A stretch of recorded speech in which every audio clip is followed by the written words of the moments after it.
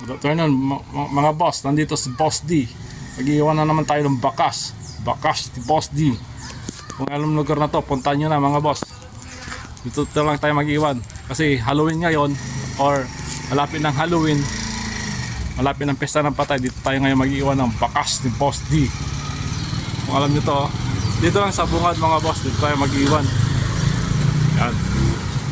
Kasi mahirap dyan sa loob. Ano? Dito tayo mag-iwan lang sa bungad lang.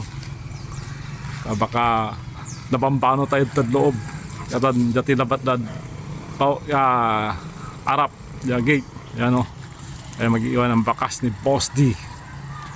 Kung alam nyo to mga boss, puntahan nyo na. Ano?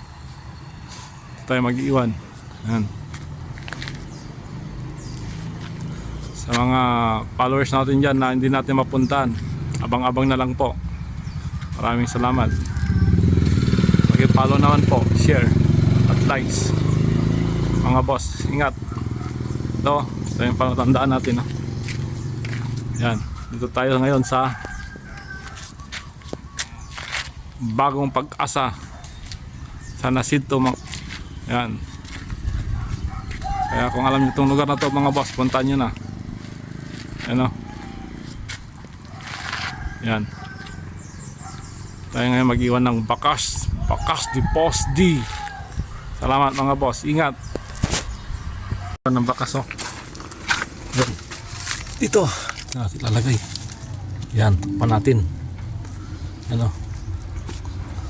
Yan, dito tayo maglalagay ng bakas ngayon. Anong lugar na to? Puntahan nyo na mga boss oh. Halloween ngayon, kaya dito tayo mag-iwan ngayon ng bakas ni Boss D. Oh, malapit ng Halloween, malapit ng pesta ng patay. So dito tayo ngayon mag-iwan ng bakas ni Boss D.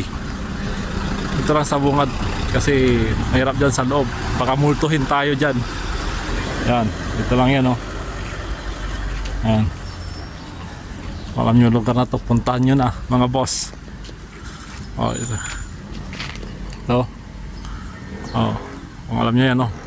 Barangay Hall, Bagong Pag-asa. Yan.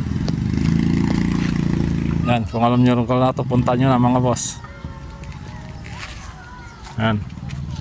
Ito lang yan sa San Jacinto. Ayan o.